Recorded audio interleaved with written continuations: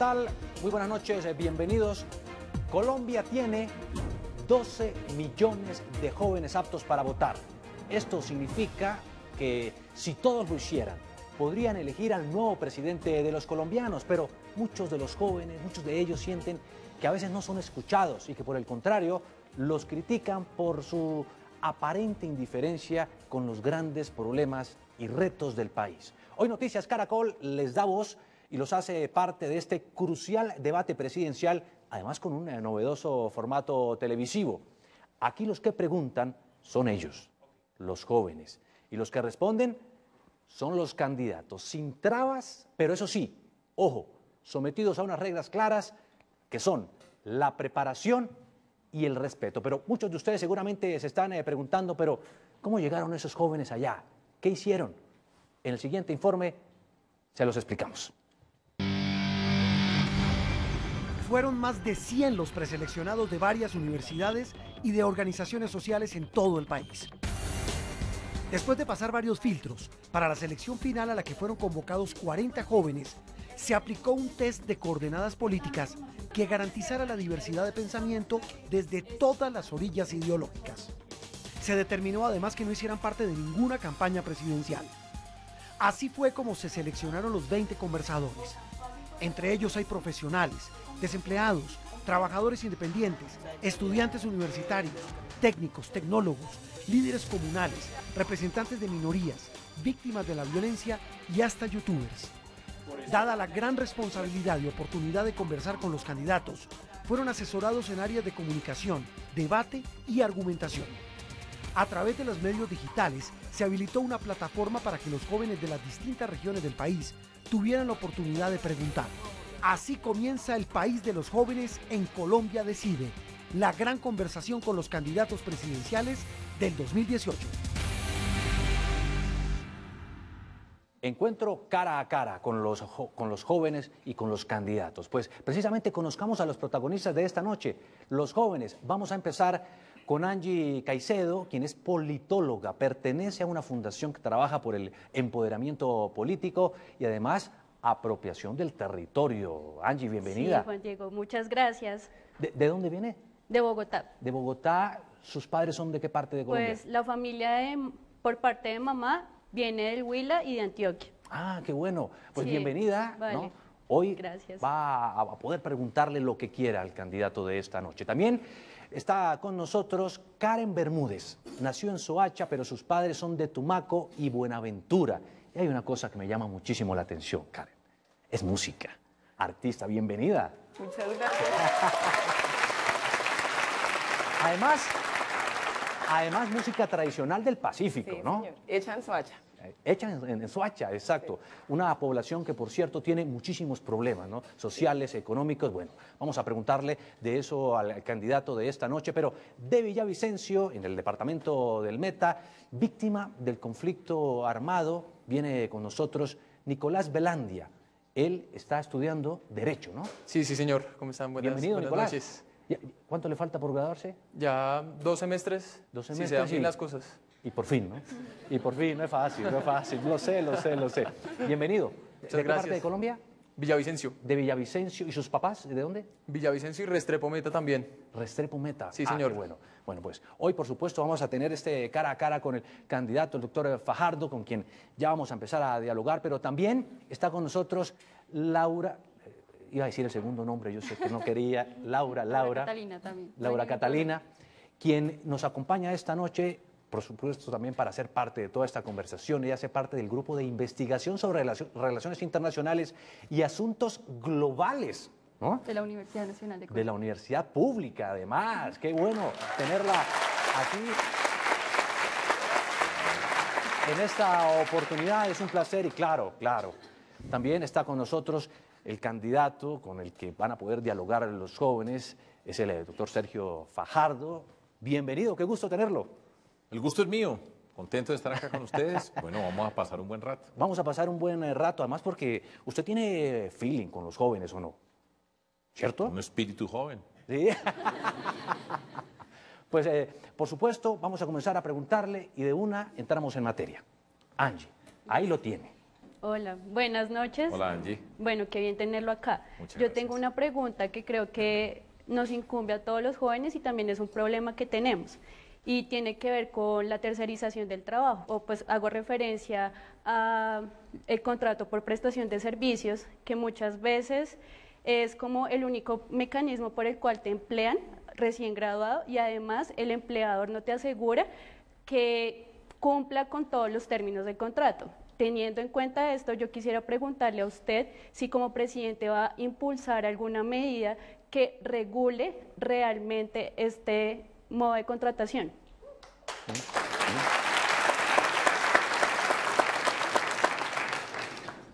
Pues tú describes un problema real en estos tiempos y naturalmente nosotros tenemos que trabajar para que todas las personas tengan un trabajo decente y decente significa que tengan las prestaciones a las que tienen derecho en nuestra Constitución todas las personas, que tengan la garantía de poder desarrollar su capacidad en un ambiente que respeta y que promueve ese talento. Y tenemos que construir alternativas económicas que tienen esas condiciones. El mundo está cambiando. El mundo que les tocó a ustedes es muy diferente al mundo que me tocó a mí. Cuando yo estudié en la universidad, un privilegio, terminábamos de estudiar y básicamente se pensaba que se terminaba, se conseguía un trabajo, se decía la expresión terminó de estudiar. Discúlpeme que haga un pequeño paréntesis en eso. Hoy nadie termina de estudiar. Toda la vida nos tenemos que estar transformando, aprender a aprender, adquiriendo nuevos conocimientos. En esa época se terminaba, se llegaba, se buscaba un trabajo que duraba toda la vida. A ustedes, esta generación, les toca un mundo muy distinto. Es un mundo que cambia permanentemente. Hay diferentes saberes, conocimientos, formas de organizarse, proyectos. Entonces va a ser un mundo desde la perspectiva laboral muy distinto al mío, que era un trabajo para toda la vida, en principio el mundo ideal, y a ustedes les va a tocar cambiar mucho. Esos son parte de los tiempos, pero que cada cambio de esos tengan todos los derechos y todas las garantías satisfechas para que ustedes, si pasan de un lugar a otro, entonces vayan acumulando su tiempo, pero que no vayan a verse disminuidos y que no se utilice eso como una explotación, porque muchos utilizan, sabiendo que hay una rotación, que este mundo cambia, lo van utilizando como utiliza una persona, le saco el jugo, para utilizar una expresión coloquial, un rato lo echo a un lado, lo reemplazo con otra, y entonces ahí es donde nosotros tenemos que llegar. Cada oportunidad laboral, primero construir una gran cantidad de oportunidades laborales, pero en adición a todo esto, siempre que en cada oportunidad laboral tenga todas las prestaciones, se cumpla con todas esas condiciones, que le permita construir un proyecto de vida, así en el sentido del trabajo vaya rotando y cambiando para muchas cosas diferentes a través de toda la vida. Claro, muy bien. Y ahora le vamos a dar la palabra a Karen. Karen, ¿qué pasa por la cabeza de una joven de Soacha? Bueno, buenas noches. Hola, Karen. Bueno, yo represento Soacha y también la cultura, el arte, la música. Y yo quisiera saber, si usted fuera presidente, ¿qué implementaría en Soacha teniendo en cuenta que actualmente no tenemos espacios específicamente en el municipio para desarrollar nuestras prácticas culturales? Hablando del desempleo, se han tocado temas en cuanto a la ingeniería, al derecho y demás, pero no se ha hablado casi del arte. Quisiera saber si habrán espacios específicos en Soacha donde los jóvenes puedan desarrollarse. Karen, lo primero es respetar a Soacha. Yo creo que uno de los elementos más desafortunados que he escuchado en los tiempos recientes de parte de un gobernante fue la expresión del alcalde de Bogotá, Sí. Enrique Peñalosa, donde utilizó un calificativo que no voy a repetir Terrible. para definir una población. Sí. Y las cosas se hacen.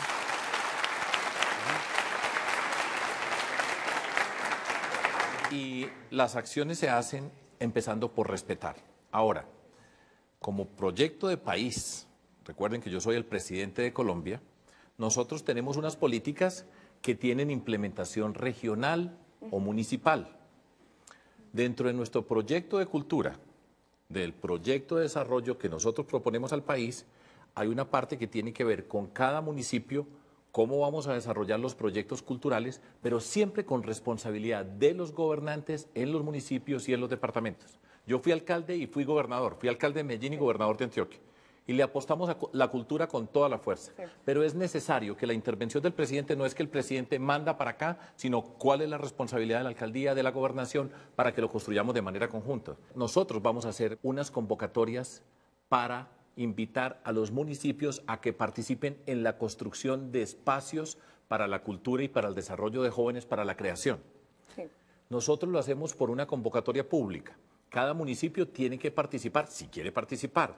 Una responsabilidad que tenga el municipio asociada con lo que se va, con lo que el proyecto que se pretende hacer, porque el proyecto tiene que responder a las necesidades de esa comunidad. No me lo voy a inventar yo como presidente, sino la comunidad participa.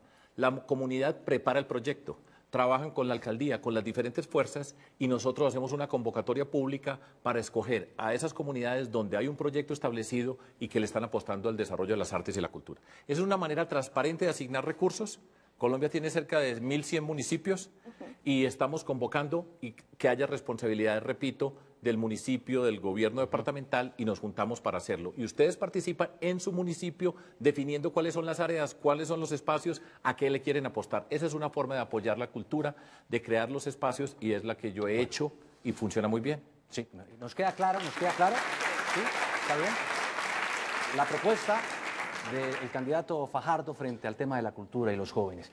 Nicolás, yo cuando estaba presentando la introducción, decía que usted fue víctima de violencia. ¿Por qué?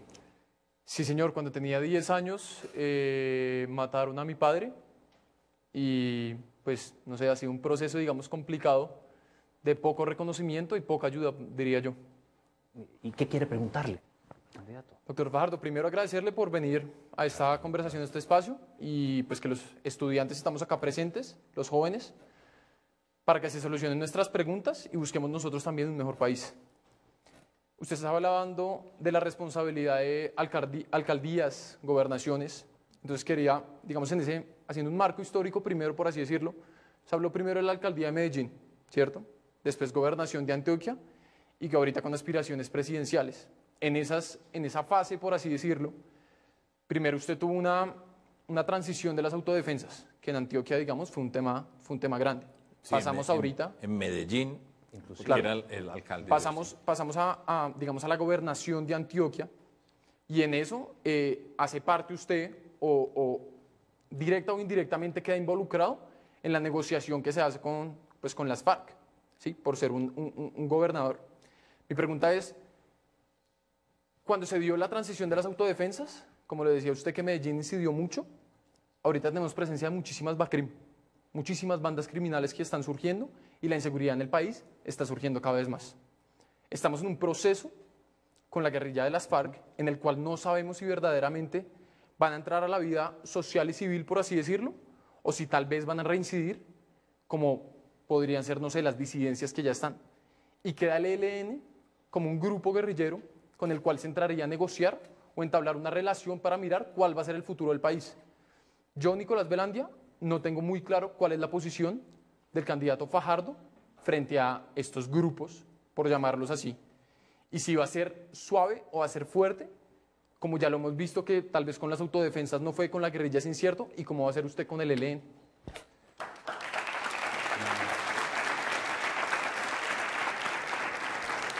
La pregunta estuvo un poco larga. Sí, no, es que el tirón de orejas es para todos. Bueno, vamos a hablar de las FARC. Yo apoyo el proceso de paz. He tenido la experiencia de personas que estaban en la guerra, en una forma, hacer un proceso de reinserción a la sociedad. Yo creo que esos procesos son exitosos si tienen unas características. Una, a cada individuo que sale del mundo de la violencia hay que ayudarle a construir un proyecto de vida, entender por qué entró, cuáles fueron sus circunstancias personales, familiares, de sus comunidades. Eso requiere, por ejemplo, atención psicológica individualizada en el territorio en el cual pertenece. Con esa atención psicológica hay que entender la familia del individuo. Por lo general hay familias. Entender qué pasa en esa familia y cómo se apoya también a la familia, no solamente al individuo, sino a la familia. Y también hay que mirar toda la comunidad donde vive, porque muchas veces se piensa que es un problema individual, este joven sale de la guerrilla y ahora lo vamos a reintegrar, pero hay que entender a dónde se va a reintegrar y de qué manera. Por eso la comunidad, un proceso con la comunidad, que se encuentren las víctimas, que se entienda que en ese mismo territorio hay muchos jóvenes que no participaron en el mundo de la violencia y cuando viene uno que viene de la violencia y empieza a tener una atención especial, muchos se sienten ignorados o desplazados, también reclamando oportunidades. Ese fue el origen de un programa que yo creo que hay que hacerlo en todas partes, y estoy hablando de mi experiencia de qué es lo que funciona, que se llama Jóvenes con Futuro. Les doy este ejemplo. Yo estaba en Medellín, estábamos haciendo la reinserción de jóvenes que habían entrado al mundo de la violencia en el mundo de las autodefensas. Y la señora en una casa me dice, doctor, el hijo mío nunca en la vida ha estado en la criminalidad y está aquí en la casa sentado y el que estaba al lado, que estaba en esa criminalidad, mire todas las oportunidades que tengo, entonces mi hijo tiene que ser un delincuente. Y por supuesto que no. Pero entonces, fíjese lo que estoy hablando, en un proceso de reinserción que siempre le piensa un individuo, hay que trabajar con el individuo, la familia, la comunidad y los que no estaban. Si no se hace conjunto, es una paz que no funciona. Y por eso es muy importante entender todas las componentes y cada componente merece un tratamiento especial. Eso se puede hacer y se puede hacer bien hecho. En Colombia tenemos los profesionales que son capaces de acompañar actividades de esa naturaleza, la formación desde la psicología, trabajo social, en fin, una cantidad de personas que pueden trabajar en este proceso. Pero hay que entenderlo de manera integral, de lo contrario queda débil. Quería decir algo, sí. Sí. Estoy de acuerdo en su posición. Sin embargo, estamos planteando, en este caso, en su respuesta, el mejor de los escenarios. Sí. Que es que las personas estén completamente dispuestas, se dé este trabajo con ellos, haciendo una visión completamente general y específica para ver hasta dónde los vamos a llevar y cómo hacemos esa reinserción. Sí. Pero ¿cuál es la posición entonces del candidato frente a aquellos que no lo son? Ok. Supongamos que hay unos que no quieren entrar a este mundo. Por supuesto, los tenemos que perseguir con todo el rigor. Pero lo voy a poner en términos gráficos acá con mis manos. Si yo tengo un problema de este tamaño y lo reduzco a un problema de este tamaño, ya voy ganando. Con todos estos estoy trabajando para hacerlo bien. Y con estos, a perseguirlos. Doctor, pero eso es muy fácil en la práctica. Sí. O sea, eso es muy fácil en la práctica, yo decir, pasar de este tamaño a este tamaño para trabajarlo de manera más fácil. Claro que sí. Pero en la realidad lo estamos viendo diferente. Veamos las bandas criminales, Bacrim, como los queramos llamar, las disidencias, y tal vez el ELN, que a mi manera de ver las cosas no ha tenido verdaderamente disposición para sentarse. Pero me sigue mezclando y yo voy entendiendo. Esto tiene que quedar claro. Cuando yo digo lo he hecho es que a mí me ha tocado. Le voy a decir la cifra. En Medellín, más de 4.500 en Medellín nomás reinsertados de las autodefensas. Dificilísimo. Todo lo que yo les estoy diciendo es dificilísimo. Pero las cosas se pueden hacer. Eso sí necesita una cabeza, una orientación, un seguimiento, las personas formadas para hacer este tipo de trabajo. Y no tenga la menor duda, y por eso yo apoyo el proceso de paz, porque yo lo he visto. Sí, eso se puede hacer. Habrá algunos que quedan por fuera, pero tenemos que aplicarles todo el rigor de la ley a esos que quedaron por fuera. Y estos ya son muchos menos los que están allá. Y los programas de prevención me van a evitar que los que salen sean reemplazados por otros jóvenes que están en la puerta para reemplazarlos. Eso es clave para entenderlo en Colombia. Porque nosotros podemos sacar unos, pero si no hay oportunidades para nuestros jóvenes, lo van a reemplazar otros. Y el fin, esto sería infinito. Ese es parte del proceso. Sí, pero como para cerrar ya y darle ahora la posibilidad a Laura de que pregunte, Claro ¿va a negociar o no con el ELN como para cerrar el ciclo, Nicolás? Con el ELN en este momento están en una negociación. La persona que conduce la negociación se llama Gustavo Bell. Es un amigo personal mío, yo creo en él. Yo creo que hay una experiencia acumulada con las FARC.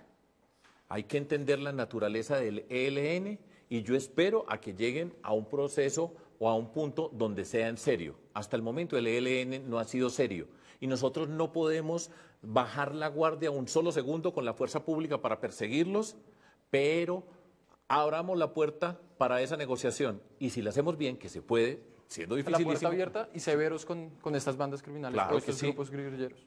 Y todo esto, es que el tema es bravo, por eso mire que cada que hablamos yo sé, se abre otra puerta. Sí. Pero tiene que ser así. Hay que ocupar los espacios, el Estado tiene que llegar a los territorios donde no ha llegado la autoridad. Eso es parte del trabajo que tenemos que hacer nosotros, pero esa es una oportunidad. Pero en medio de la guerra no habrá oportunidades para la mayoría de las personas en Colombia. De eso yo no tengo la menor duda. Bueno, en fin, ahí está la posición. Okay. Es la posición y Se es me olvidó el decir ejercicio. una cosa. Es el ejercicio, sí, claro. Lo primero que tendría que haber dicho, y es: yo siento mucho tu dolor, Nicolás. Y a mí me ha tocado ver a muchas personas víctimas que tienen un dolor profundo en el alma, y cuando ven todo esto, todas esas incertidumbres que tú tienes, todas esas inquietudes se les vienen a la mente. Y parte de lo que nosotros tenemos que hacer es entender el dolor de las personas, de las víctimas, reconocerlo, tratarlo, cuidarlo para poder avanzar en la paz. Tendría que haberlo dicho de primero, discúlpame, pero así están muchas personas en Colombia. Y también lo he visto, porque yo he sido gobernante y he estado en lugares de esto. Se puede reconstruir, porque Colombia no puede olvidar a sus víctimas. Si me permites un Sí, comentario. Nicolás. Vamos. Bueno, en minutos nuestro público, que también es joven, va a poder preguntar al candidato. En esta ocasión, Sergio Fajardo, pero ya volvemos. Aquí, en el País de los Jóvenes, y se me olvidaba, no olviden participar en el numeral El País de los Jóvenes, el numeral Colombia Decide. Pueden visitar y vincularse también a lo que está ocurriendo en esta oportunidad con nuestras redes sociales, Twitter, Instagram, Facebook, Noticias Caracol, o también estar siguiendo el desarrollo de esta conversación en noticiascaracol.com. Ya volvemos.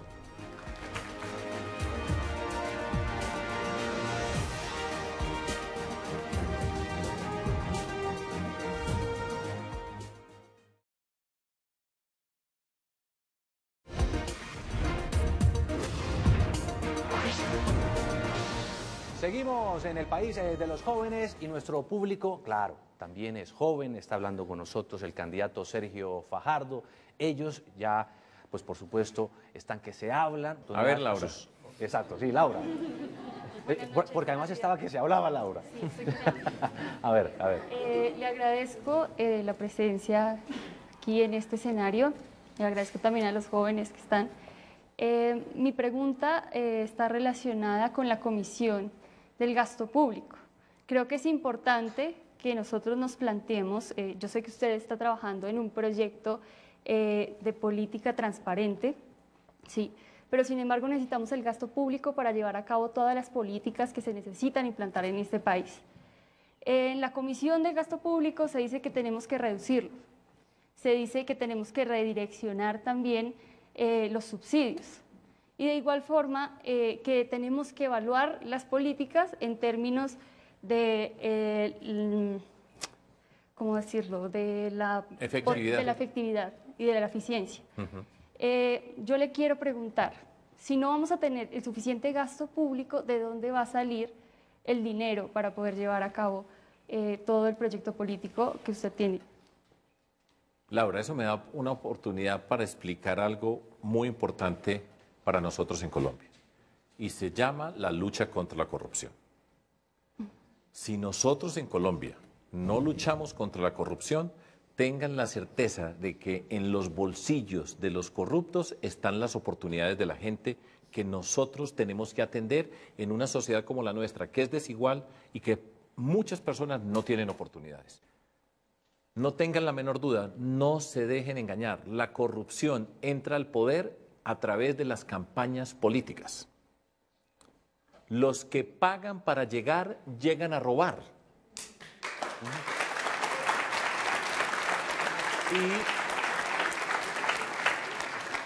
Y se están robando todos esos elementos que nosotros tenemos que llevar, porque la cuenta la pagan las personas más humildes. Las oportunidades de las personas con todo el talento que tenemos nosotros en Colombia, pero nunca lo van a poder desarrollar porque se quedó en unos bolsillos. Entonces, primero transformar la política, y el primer factor para luchar contra la corrupción es a quién eligen, voten, es votando que derrotamos la corrupción. No va a ser con leyes, necesitamos las leyes, pero es un problema ético profundo de nuestra sociedad. Cuando yo tenía la edad de ustedes, yo no quería votar. Hoy les digo, por favor, no se demoren un segundo votando. ¿Y por qué no quería votar? Porque en ese momento, yo le cuento esta anécdota, en ese momento yo decía, yo no creo en el voto. A mí me tocó cuando pasó el voto de los 21 a los 18, y la frase que yo utilicé fue, yo no creo en el voto a los 18 ni en ninguna edad, yo no creía en la política como parte de la transformación de nuestra sociedad. Esa era a esta edad de ustedes. Ya después, a los 43 años, yo empecé a participar en política. Yo no crecí en la política. Yo era profesor de matemáticas en la Universidad de los Andes, acá en Bogotá, y también profesor de matemáticas en el Departamento de Matemáticas de la Universidad Nacional. Yo estudié matemáticas, hice un doctorado, yo soy un científico, yo estudié lógica matemática. Y a los 43 años empecé a participar en política en mi ciudad porque dije, si no participamos en política, las personas que toman las decisiones más importantes de nuestra sociedad son los políticos. Yo era parte del mundo de AIQUE, escribía artículos, participaba en conciencias, en el Consejo Nacional de Maestrías y Doctorados, hacía de todo lo posible para que la educación llegara a todas las personas. Pero después de tanto tiempo dije, yo me quedo diciendo todo el tiempo, hay que hacer esto, y son los políticos, y por eso estoy acá. Pero retomo, es en la política, Laura, es en la política, y la política bien hecha. Y hay personas que la pueden hacer de diferentes partidos, yo de eso no tengo la menor duda, pero la política bien hecha se convierte en transparencia, y cuando hay transparencia los recursos que nosotros tenemos nos alcanzan para muchísimas cosas. La Comisión del Gasto Público hizo una serie de recomendaciones, ¿sí? Son recomendaciones, no es obligación para nosotros hacerla, es una comisión que presenta unos resultados. Sí. En algunas partes tendremos que reducir nuestro gasto, pero nosotros, por ejemplo, conmigo como presidente, vamos a aumentar 10% anual el presupuesto de la educación. 10%. Cuando yo fui alcalde y gobernador, la mayor parte del presupuesto de Medellín y Antioquia estaban asociados con la educación, con la ciencia, con el conocimiento, el emprendimiento, la cultura, Karen. Con los proyectos que yo te estaba diciendo, que hacemos una convocatoria para que participen en muchos espacios, nosotros construimos los lugares para que la comunidad se encuentre, para participar, que tiene que ver con el proceso de reinserción, para generar los empleos con emprendimiento, Angie. Y Laura, eso es lo que se puede hacer. Nosotros le vamos a quitar un peso a la corrupción y va para la educación, para la ciencia, para el conocimiento. Eso es un proyecto político, estoy hablando de política y esto es lo que nosotros hacemos. Entonces, de apolítico a político. Sí, adelante, Laura. Yo me emociono, disculpen, porque bueno, pero esto es... Hay una matriz muy importante dentro de su política, es la matriz educativa. Sí. Yo quería preguntarle, porque he visto varias de sus declaraciones en los debates y en las entrevistas, acerca del programa Ser Pilo Paga. Esto tiene unas implicaciones a veces negativas en las universidades públicas.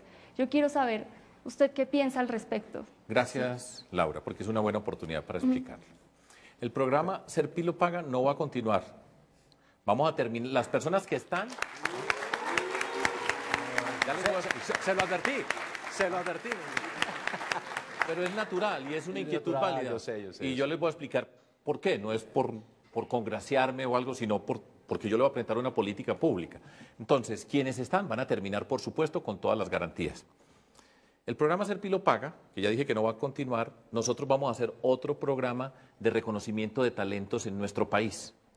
Vamos a reconocer talentos en todos los grados de las instituciones escolares. Nosotros en Medellín, en Antioquia, hicimos un programa que se llamaba las Olimpiadas del Conocimiento, que se destacan chicos y chicas en diferentes lugares por todo nuestro territorio, porque el programa Ser Pilo Paga tiene un mensaje importante, y es: usted puede estar en cualquier lugar de Colombia, pero tiene el talento para llegar tan lejos como quiera. Ese mensaje es importante para Colombia. En ese sentido estaríamos hablando de un sistema meritocrático que deja excluido también una población. Es que voy a terminar, porque estoy diciendo, no va a continuar, pero quiero resaltar algo que es importante como mensaje para todo Colombia. Cualquiera de ustedes, donde esté, que tiene capacidad, disciplina, puede soñar con llegar bien lejos. Primera observación. Entonces vamos a diseñar un programa distinto de reconocer talentos, individuos, jóvenes, sus colegios, los municipios, los departamentos, donde vamos a destacar personas, instituciones, comunidades y departamentos. Fíjense que yo tengo la obsesión siempre de las comunidades. Los que hemos gobernado, los que sabemos qué es estar en un pueblo, qué es estar en un territorio, sabemos que hay que integrar las comunidades. Entonces vamos a hacer un programa especial, vamos a llamar al sector privado a que aporte unos recursos, a que diferentes aporten para financiar ese programa. Listo. Ahora, nosotros vamos a ampliar, y yo les dije ya que íbamos a aumentar el 10% de la financiación a la educación todos los años. Nuestra obligación es, y nuestro compromiso, porque yo lo he hecho. O sea, de nuevo yo estoy hablando de haber sido alcalde y gobernador y apostarle a la universidad, a las instituciones públicas, no solamente las universidades, sino los técnicos y tecnológicos. El SENA es importantísimo en Colombia, para que no se nos olvide también como proyecto de nuestro país. Vamos a ampliar la cobertura, el número de cupos, vamos a llevar y a hacer un programa que es Universidad, Técnicos Tecnológicos, SENA, en los territorios, en cada territorio buscando su vocación productiva, haciendo un proyecto de educación para cada territorio, para que en cada lugar sepan qué posibilidades hay, qué personas podemos formar para que puedan participar. y vamos a ampliar la financiación de la universidad pública, vamos a poner recursos para quitar el déficit extraordinario que tiene, tenemos que cambiar la ley 30, que es la forma como se financia la universidad pública, esa es nuestra gran apuesta. Y nosotros tenemos que llegar, al finalizar mi periodo, con un cubrimiento de la educación superior en Colombia de cerca del 62%. Esa apuesta por la educación es la razón por la cual yo estoy aquí sentado hoy con ustedes. Si no fuera por eso, yo aquí no estaba. Bueno, hoy ¿cómo califican hoy en las universidades? ¿De 1 a 5, de 1 a 10? De 1 a 5. De 1 a 5. Usted ha sido profesor. De 1 Soy. a 5. Bueno, es profesor, Soy claro. profesor. Profesor. Eso fue lo que yo Profesor y escogí. político hoy. Sí, y voy a ser el primer presidente profesor de Colombia. Bueno, ¿y sabe? Como profesor, de 1 a 5, ¿cuánto le ponen a esos muchachos? 5. 5. Están sentados, están participando, están preguntando. 5, muy pilos. De eso se trata. De eso se trata. Y eso es lo que hemos querido hacer. Vamos a cederles la palabra. ¿Hay alguien que quería preguntar? ¿Cuál es tu nombre? Buenas noches, mi nombre es Camila Rivera, soy estudiante de Derecho en la Universidad de La Sabana y quisiera preguntarle algo que es muy importante para el país en general. La noche de hoy no hemos hablado sobre el tema de salud.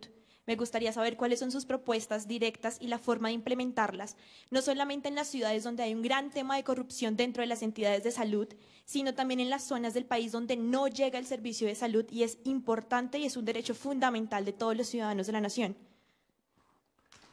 Muy bien. Bueno, muchas gracias por la pregunta. Mírenlo desde esta perspectiva. Piensen que aquí está el hospital y en la fila para entrar al hospital hay 100 personas.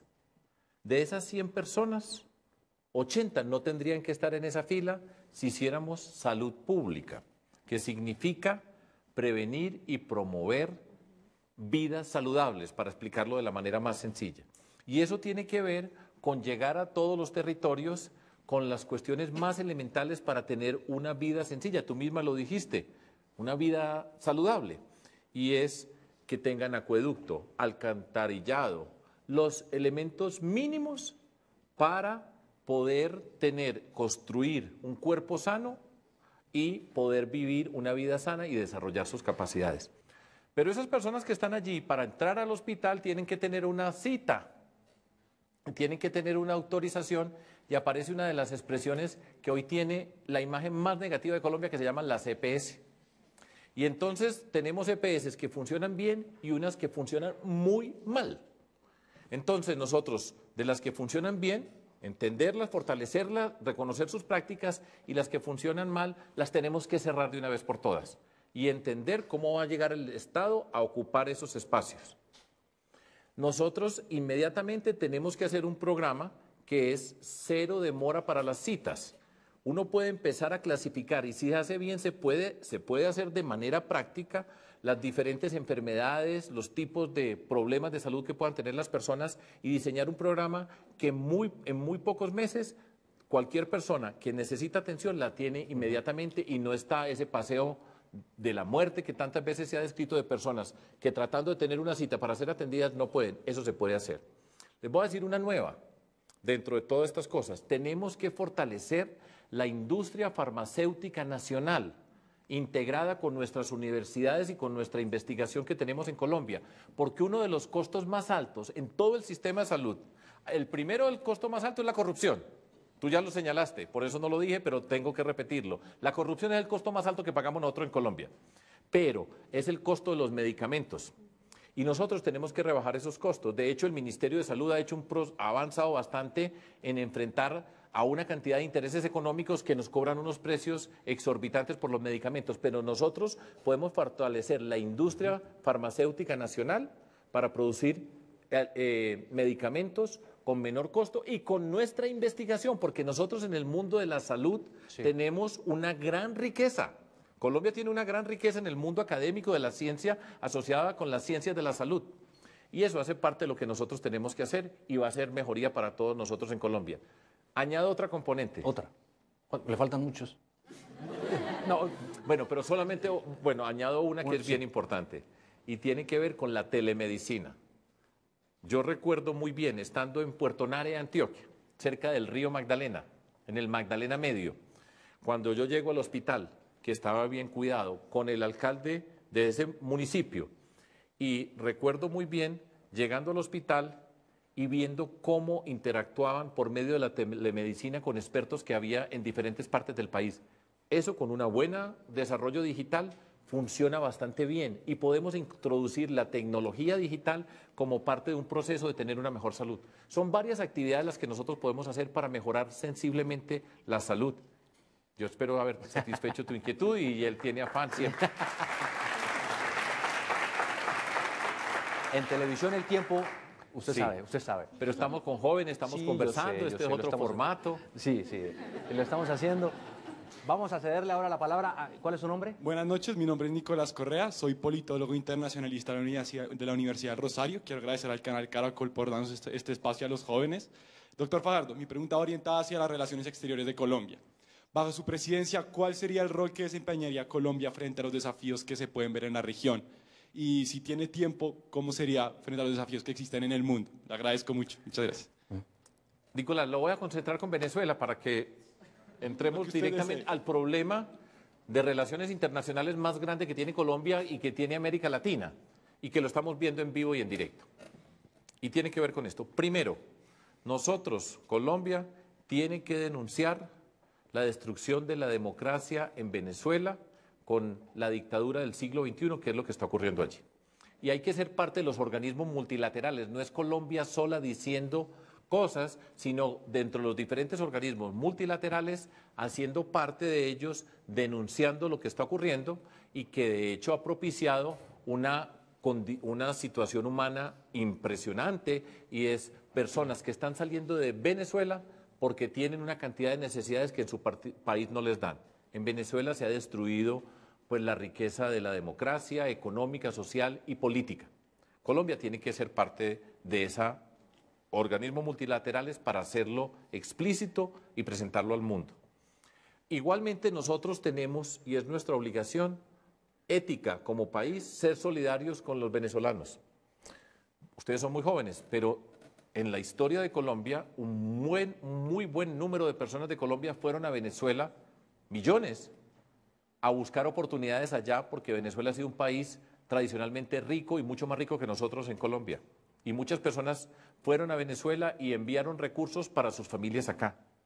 Entender esa solidaridad, de hecho muchos de los que vienen tienen raíces colombianas, hay que entenderlas. Ahora, también nos obliga a estar en el contexto de las relaciones internacionales, porque trabajando con la comunidad internacional, que la comunidad también ayude a asumir responsabilidades con una cantidad de personas que están viniendo a Colombia. Y eso requiere el trabajo de las relaciones internacionales en las diferentes organizaciones. Y termino haciendo una observación para ustedes que están en el mundo de las relaciones exteriores. No cometer el error de convertir esto o dar la oportunidad a que se convierta en una guerra entre Colombia y Venezuela.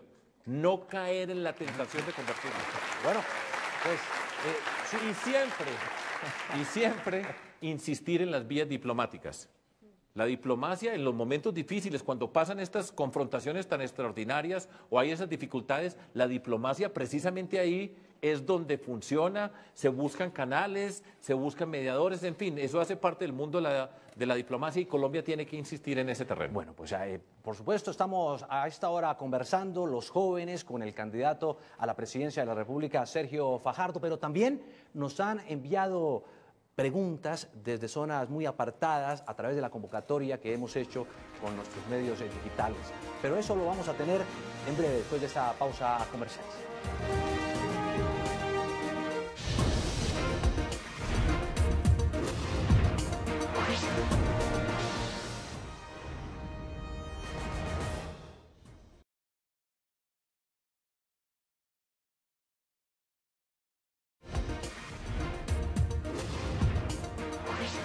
Seguimos en el país de los jóvenes y los convocamos también a muchos en el país a que nos enviaran sus inquietudes y preocupaciones, se las manifestaran, claro, al candidato que está con nosotros, para que involucremos a todo el país, sobre todo porque este es el país de los jóvenes. Y por eso vamos a oír lo que nos quiere preguntar desde su tierra, desde Medellín.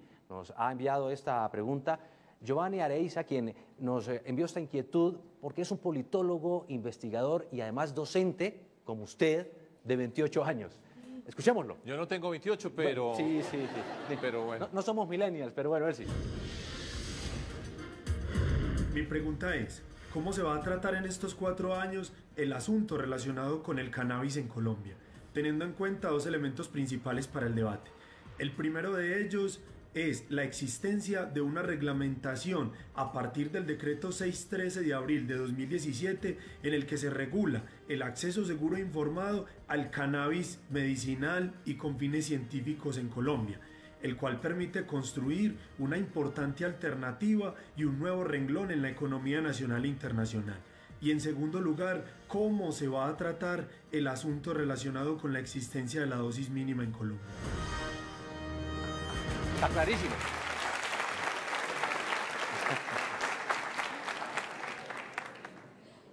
Corto. Sí, por favor, por favor. Bueno, en primer lugar, medicinal no tiene ningún problema. Tiene que haber regulación, cuidado, etcétera, pero es fácil la respuesta, no hay problema. Con respecto a la dosis personal, yo respeto y entiendo y acepto lo que ha dicho la Corte Constitucional. Nosotros tenemos que avanzar en Colombia a entender el tema del consumo de drogas como un tema de salud pública, que ya habíamos conversado en la pregunta anterior, del autocuidado, de la responsabilidad que nosotros tenemos con nosotros mismos. Y eso es importante señalarlo. Ahora, nosotros en Colombia tenemos un problema muy grande que está en la raíz de muchas de las dificultades que hemos tenido como sociedad, que es el narcotráfico. Y que el narcotráfico tiene una expresión local que es el microtráfico y es un mundo de la criminalidad. Entonces, tenemos que hacer todo lo que tiene que ver con la educación alrededor de la salud pública, del cuidado, de la responsabilidad que tenemos todos y cada uno de nosotros con nuestro cuerpo, con nuestra mente, con nuestra sociedad, pero al mismo tiempo tiene una componente todo esto, y respeto y apoyo las decisiones que ha tomado la Corte Constitucional, pero nos toca también enfrentar la criminalidad que está asociada con el microtráfico, el narcotráfico, que son unas redes de la destrucción en nuestro país. Entonces, esos son los elementos que nosotros tenemos que articular. Medicinal, bien; la dosis personal, así haya disputas, yo respeto y entiendo lo que significa. Colombia se tiene que mover hacia la legalización de las drogas, entender la salud pública.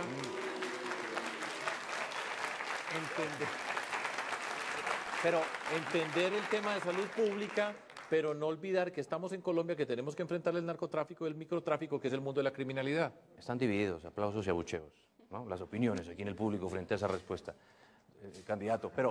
Pero solamente un punto sobre lo de la Corte Constitucional, como para que tengan contexto nuestros televidentes, tiene que ver justamente con lo que ha dicho de no tratar al drogadicto como un criminal, sino como una persona enferma, ¿no? De esa manera es otra dimensión, porque puede haber consumo que no significa que sea un drogadicto. Hay personas que ya son drogadictas, y me faltó añadir eso en la respuesta, y te agradezco, que necesitan una atención especial, médica, especializada, que también tenemos nosotros que como sociedad proveerla para muchas de esas personas. Sí. Entonces, cuando ya está en esa condición, la atención desde la perspectiva médica de lo que significa médica, psicológica, psiquiátrica, lo que significa una adicción y un consumidor en ese sentido, el consumo ocasional, el consumo medicinal, y entender la salud pública y no descuidar nunca la lucha contra el narcotráfico y el microtráfico, que tienen que ver con la destrucción en Colombia. Que ha sido parte de una polémica reciente, pero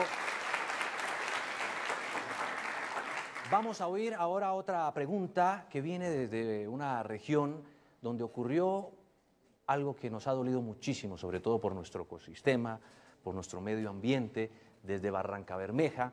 Jimmy Picón, un líder social y juvenil de esta ciudad, también quiso formularle a usted una pregunta, y aquí está.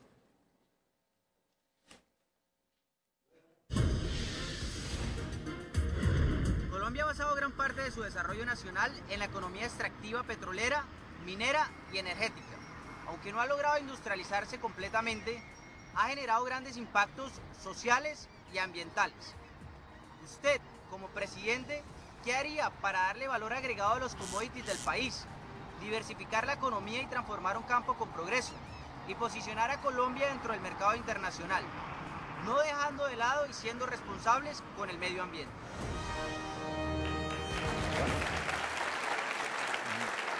Sobre todo porque nos dolió mucho lo que ocurrió, ¿no?, recientemente con ese accidente. Pues es una catástrofe. Además es una lección en vivo y en directo para todos nosotros en Colombia. Lo que ocurrió es un daño extraordinario y en cabeza de nuestra empresa, además porque es nuestra empresa que es Ecopetrol. Eso no puede volver a pasar en Colombia.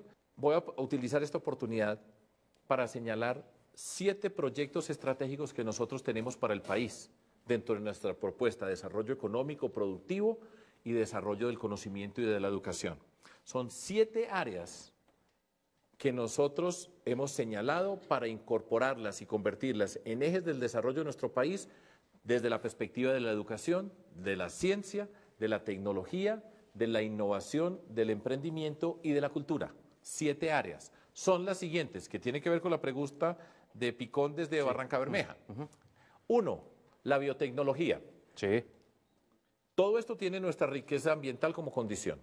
La biotecnología, el ecoturismo. 2. Van 2. No es que lo esté presionando, no se sienta presionado, por favor. No, está muy bien. El desarrollo agroindustrial de Colombia. Las energías renovables. Ese es un proyecto de país que lo tenemos que articular como proyecto con el corto, mediano y largo plazo. Tenemos que hacer una transición, pero hay que diseñarla bien. Hay que diseñarla incorporando la ciencia, la educación, la tecnología. Ahí habrá oportunidades de emprendimiento. Todo esto recoge todas estas operaciones. Ciudades sostenibles. El reto de las ciudades en Colombia para el desarrollo. Entender la condición ambiental en el desarrollo de las ciudades. Así no era. Entender la estructura ecológica principal en cada ciudad, en cada territorio en general en Colombia, pero en nuestras ciudades. Porque tenemos que ver con el cambio climático, toda la contaminación atmosférica que nosotros tenemos en nuestro país, en las grandes ciudades. Eso hace parte de un proyecto de desarrollo porque tenemos que incorporar todas estas condiciones. La economía digital, por supuesto, y la capacidad de formación con industrias de la cultura, de la creación, de las artesanías, de las artes. Eso hace parte de proyectos estratégicos para Colombia, donde nosotros vamos a desplegar lo que ya tenemos, que tenemos mucho en Colombia, pero no lo hemos visto, porque nosotros hemos estado viendo la guerra todo el tiempo. Siempre hablamos de guerrilleros, paramilitares, narcotraficantes, ilegales y corruptos, y nunca nos hemos dado la oportunidad de escribir la página, que por eso estoy yo acá, para escribir esa página nueva, ¿sí? Entonces, educación, ciencia, tecnología, innovación, emprendimiento y cultura. En esos proyectos de país, en esos proyectos, nosotros vamos a desarrollar todo lo que estaba pidiendo Jimmy. Es apostarle a la riqueza que es la riqueza ambiental, entender el talento de nuestra gente, la cultura por todas partes, la inteligencia y la capacidad de nuestro pueblo para hacer el desarrollo. Ahí está una gran apuesta para Colombia y no tengan la menor duda de que nosotros somos capaces de hacerlo, tenemos el talento, tenemos la capacidad y se necesita el liderazgo para llevar a Colombia allá. Pues muy bien. Es el candidato Sergio Fajardo, a esta hora con nosotros en este encuentro, en esta conversación con los jóvenes. Le agradecemos muchísimo, ¿no?, que haya acompañado esta conversación y este contacto con ellos. Ellos nos dicen que no son el futuro, sino el presente y tienen toda la razón, ¿no? Yo también creo eso. Sí, sin ninguna duda. Pues muchísimas gracias, le agradecemos por supuesto al candidato Sergio Fajardo por aceptar esta invitación y por supuesto a ustedes, los jóvenes que nos acompañaron en este diálogo. Este es el país de ustedes, el país de los jóvenes, una herramienta más para que podamos votar mejor informados, enriquecer el debate electoral y también presidencial. Que tengan todos una buena noche. Colombia decide.